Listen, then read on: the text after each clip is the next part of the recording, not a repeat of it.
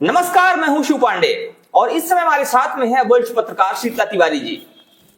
बिहार चुनाव के बाद से इस समय एक चर्चा काफी जोरों पर है और वो है मैथिली ठाकुर की।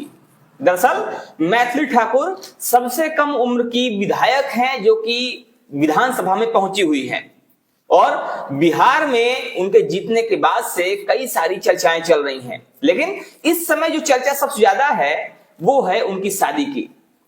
इस समय मैथिली ठाकुर की एक तस्वीर काफी ज्यादा वायरल हो रही है जिसमें वो चिराग पासवान के साथ दिखाई दे रही हैं। उनकी मांग में सिंदूर है और चिराग पासवान भी हाथ में कुछ लिए हुए दिखाई दे रहे हैं और उसके बाद से चर्चाएं तेज हो गई हैं कि क्या मैथिली ठाकुर ने चिराग पासवान से शादी कर ली है। इसी विषय पर चर्चा करने के लिए हमारे साथ में शीतला तिवारी जी हैं। इनसे बात करेंगे और समझने की कोशिश करेंगे कि जो राजनीतिक सरगर्मियां तेज हो गई हैं इसके क्या मायने हैं और ये जो बातें की जा रही हैं, जिस तरह खबरें चल रही हैं कि मैथिली ठाकुर ने शादी कर ली है और चिराग पासवान के साथ उनका विवाह हो गया है, आखिर इसके पीछे की सच्चाई क्या है। तिवारी जी, इस समय जो तस्वीर वायरल हो रही है, जो फोटो वायरल हो रही है और उसमें ये कहा जा रहा है कि मैथिली ठाकुर और चिराग पासवान की शादी हो चुकी है। मैथिली ठाकुर मांग में सिंदूर भरे हुए दिखाई दे रही हैं और साथ में चिराग पासवान भी उसमें दिखाई दे रहे हैं और सबसे बड़ी चीज, चिराग पासवान के हाथ में कोई एक डिब्बी जैसे है, ये कहा जाए सिंदूरदान जैसे दिखाई दे रहा है। तो इसके बाद से चर्चाएं बहुत तेज चल रही हैं और तरह तरह की बातें भी की जा रही हैं। क्या कहना है इस पर आपका? भी हाल ही में तो ये खबर आई कि हाँ भाई, मैथिली ठाकुर विधायक बन गई हैं। हालांकि ये जो खबर थी एक बड़ी खबर थी और लोगों के बीच में काफी चर्चा का विषय भी बनी, लेकिन इसके तुरंत बाद ये खबर आ जाना कि मैथिली ठाकुर की शादी हो गई है, इस खबर से आप कितना ताल्लुक रखते हैं और ये खबर जो चल रही है इसकी सच्चाई क्या है? सबसे पहले हमारे दोस्तों को बहुत बहुत प्रणाम, नमस्कार। पांडे जी ने आज आप लोगों के सामने जिस बात को रखा हुआ है, आप समझिए यह बहुत बड़ी बात है।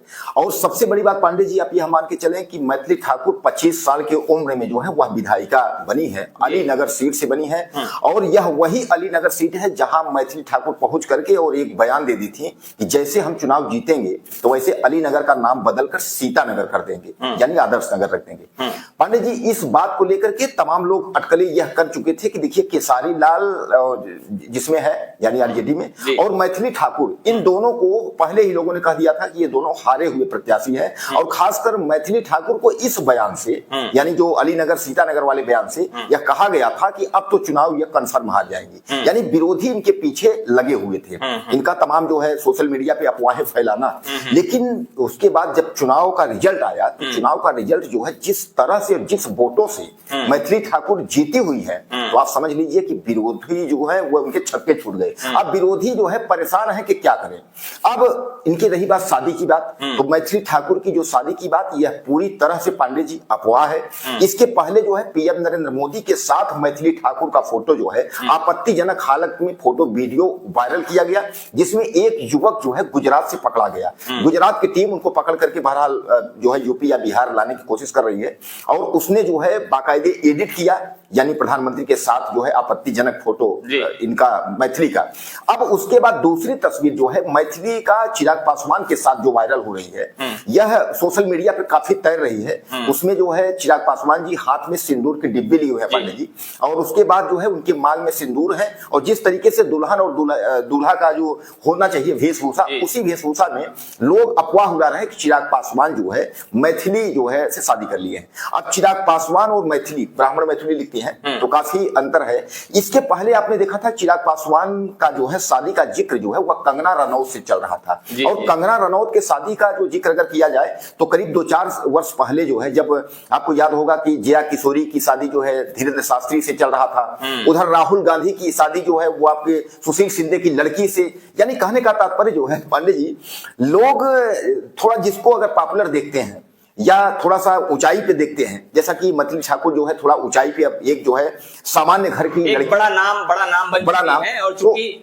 पहले भी वो जब गाना गाया करती थी, जी। गीत गाया करती थी, वो स्टेज शो किया करती थी, नाम उस समय भी उनका पॉपुलर हो चुका था। लेकिन उसके बाद जब वो 25 साल की उम्र में, ये कहा जाए कि सबसे कम उम्र में विधायिका बन जाती हैं, उसके बाद से उनकी चर्चाएं और भी तेज हो जाती हैं। जी, देखिए पांडे, सबसे बड़ी बात यह है ना कि एक बार आपको याद होगा, कुछ साल पहले की तस्वीर है जिसमें मैथिली ठाकुर पीएम नरेंद्र मोदी से मिलती है मंच पर, और मंच पर जो है पीएम मोदी मिलते ही नहीं है, उनको रिवार्ड देने के बाद वो कहते हैं कैसा है कि आप जो है कुछ सुनाइए, हमारा तो सुन सुन के लोग थक गए हैं, आप कुछ सुनाइए। तो वह मैथिली ठाकुर कह देती हैं हाँ सर, तो बोलते हैं सही है ना, तो बोलने लगते हैं नहीं सर नहीं सर। तो ये नजारा जो पब्लिक ने देखा, तो वहीं से मैथिली ठाकुर को जो है वह अपने निगाह में ले लिए थे कि इनको जो है चुनाव लड़ाना है। जिस तरीके से मैं आपको बताऊं कि इसे भोजपुरी के दुनिया में जो है पवन सिंह जो है वह जो फिल्मी दुनिया के सलमान माने जाते हैं, जैसा आप जानते हैं भोजपुरी में जैसे फिल्म में सलमान है, वैसे भोजपुरी में जो है पवन सिंह भोजपुरी के और पावर स्टार कहे भी जाते हैं। और आप समझ लीजिए कि ये जो है नीतीश की या मोदी और नीतीश की जोड़ी हिट हुई, ये गाना था। इस गाने ने पांडे जी इतना भौकाल वहां मचाया कि वहां भी सवाल खड़े होने लगे कि पवन सिंह मंत्री बनेंगे। अच्छा पांडे जी, एक बात मैं आपको कहूंगा कि पवन सिंह को मंत्री बनाना भी चाहिए। अगर जो है उपेंद्र कुशवाहा के लड़के को अगर ये लोग मंत्री बना सकते हैं, वो चुनाव कहां लड़ा था पांडे जी, लेकिन उसको मंत्रालय जो है तब पता चला, टेलीफोन आया भैया उसको मंत्री जो है, उसने मीडिया से कहा भी भैया मैं कुछ नहीं जानता, पापा जाने। और उसके बाद पापा जाने भैया, उसको जो है पांडे जी पहले ये भी नहीं बताया गया था कि भैया बंगला पैजामा जो है सिला लो, अब आपको जो है मंत्री बन जाना है। तो मंत्री बन गए। तो अगर जो है पवन सिंह ने इतनी मेहनत की, लोग यहां तक कहते हैं कि पवन सिंह जो है जितनी रैलियां की हैं, उन रैलियों में केवल 2 से 3 सीट जो है छोड़ करके और उसके बाद सारी सीटें जीती हैं। तो पवन सिंह का तो इसमें बहुत बड़ा योगदान है। अब दुखद, अगर हम पांडे अगर वहां की बात करें बिहार की रैली की, दुखद हम मनीष कश्यप अपने भाई हैं, उनके लिए है। अच्छा खासा सब कुछ था, बीजेपी में वो थे, और शायद यह है कि आज अगर बीजेपी में रहे होते तो पांडे जी आज वो विधायक होते, क्योंकि बीजेपी के कुछ ही गिने चुने लोग हैं जो कि हारे हैं, जो सीट में जितनी लड़ी। तो बीजेपी से वो आखिर अलग क्यों हुई, भी तो अलग। अब आप देखिए, प्रश्न चिन्ह ये है कि अक्सर जो है उनसे मारपीट होती रहती है, आप भी जानते हैं, किसी न किसी को लेकर के। जो हॉस्पिटल, वो जो एमजे कौन से हॉस्पिटल है जहां वो गए थे, वहां हॉस्पिटल में कुछ लेकर के कहा सुनी हुई थी, वहां मारपीट उनके साथ हुआ था। उसमें उनका ये आरोप था कि बीजेपी के किसी भी पदाधिकारी या किसी भी नेता ने मेरा साथ नहीं दिया, इसलिए जो है हम जनता से बगैर पूछे पांडे जी हम चले गए, मतलब हमने ज्वाइन किया था बीजेपी, तो मैं जो है छोड़ रहा हूं। दरअसल उन्होंने इस कदर से जो है किया कि पांडे जी, चुनाव के पहले मैं आपको बता दूं कि बीजेपी का वहां जो है सफाया लोगों को दिख रहा था।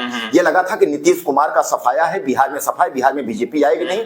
यही भ्रम जो है नीतीश कुमार को लेकर के जो है शायद मनीष कश्यप को ये भी भ्रम हो गया था कि प्रशांत किशोर की पार्टी में भीड़ जुट रही है, उनकी रैलियों में भीड़ जुट रही है। देखिए सामान्य बात है कि जो है प्रशांत कुमार जिस तरह से प्रचार कर रहे थे, और प्रशांत कुमार जो है जिस हिसाब से उनका जो एक तरीके से स्थिति थी, उससे लोगों को यह लग रहा था कि वहां लड़ाई में प्रशांत कुमार बनाम बीजेपी है, बल्कि आरजेडी को लोग पीछे बता रहे थे। लेकिन कुल मिलाकर के आप यह भी देखिए कि जब प्रशांत कुमार के वह साथ में चले गए, प्रशांत कुमार जो है काफी माइनस में गए, उनकी सीटें नहीं आई, और उसी में जो है वह भी हार गए।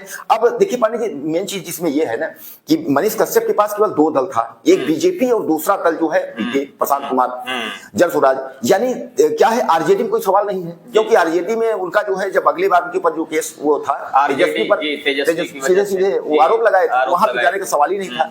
और वह भी मनीष कश्यप भी जो है वो बोले कि इस बार बदलाव होगा।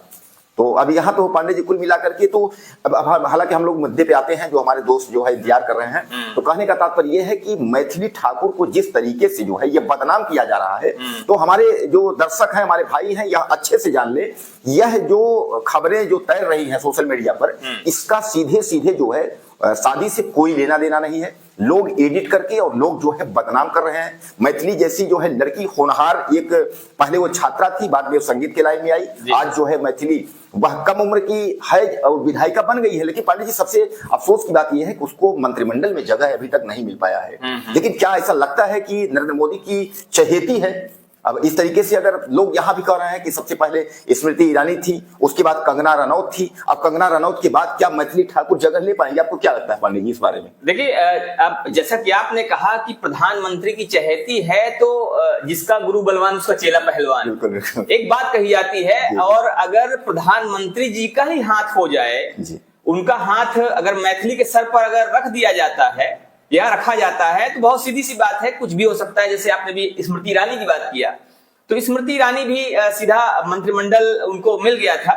तो हो सकता है कि आने वाले समय में देखने को मिले कि मैथिली ठाकुर एक मंत्री बन गई हैं और उनको कोई विभाग दे दिया गया। फिलहाल क्या हमारे दर्शक ये मान लें कि पांडे जी जो है मतलब कह रहे हैं कि ऐसा एक मंत्री बनेगी? नहीं, मंत्री बनेंगी नहीं बनेंगी वो भविष्य की बात है, लेकिन चूंकि आपने जो बात कही है हम आपकी बातों के आधार पर कह रहे हैं। तो पांडे जी मैं जैसे प्रधानमंत्री जी की आपने बात किया, प्रधानमंत्री जी की बहुत चहेती हैं, तो बहुत सीधी सी बात है। मैं इसलिए कह रहा हूं कि 2014 के चुनाव में स्मृति ईरानी जो है वह काफी तादाद के वोटों से हारी हुई थी राहुल गांधी से, और उनको अहम मंत्रालय जो है मानव संसाधन मिला था, देश का सबसे बड़ा मंत्रालय। उसके बाद वह जो है जब जीती थी तो भी नारी सशक्तिकरण वाला जो है महिला बाल विकास ये सब मिला था। तो अगर हारे हुए व्यक्ति को और एक तरफ जो है बिना जो है चुनाव लड़े हुए व्यक्ति को अगर मंत्री बनाया जा रहा है, उपेंद्र कुशवाहा क्या है पांडे जी, अगर उनको मंत्री बनाया जा रहा है तो मैथिली ठाकुर क्यों नहीं बनती मंत्री?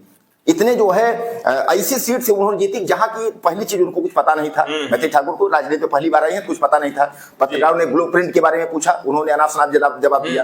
उन्होंने आते ही उन्होंने उस सीट पर कि जहां की 40% से ज्यादा जो है मुस्लिम समुदाय वहां होता हो, उस जगह पहुंचकर और यह कह देना कि हम जैसे चुनाव जीतेंगे तो अलीनगर का नाम बदल के सीतानगर कर देंगे, तो सामान्य बात है। और वहां से जीत करके उसके बाद आना, पांडे जी ये तो बहुत बड़ी बात है। तो हम तो चाहते हैं कि कोई जो है, बिल्कुल बड़ी बात है। और जो आप कह रहे हैं ये आगे होगा या नहीं होगा, मैथिली ठाकुर मंत्री बनेंगी कि नहीं बनेंगी, देखने वाली बात होगी। फिलहाल बने रहिए हमारे साथ खबरों अपडेट के लिए। और आप आगे क्या सोचते हैं, इसमें क्या सोचते हैं वो भी बताइएगा, और साथ ही साथ आप अपने विचार भी जरूर रखिएगा। आपके कमेंट अगर हम तक आते हैं, हम तक पहुंचते हैं, तो अगर कोई भी ऐसा विषय है, कोई ऐसा मुद्दा है जिसको आप टच करना चाहते हैं, आप चाहते हैं कि हम उस पर बात करें, तो उस पर भी हम कोशिश करेंगे कि उस मुद्दे पर बात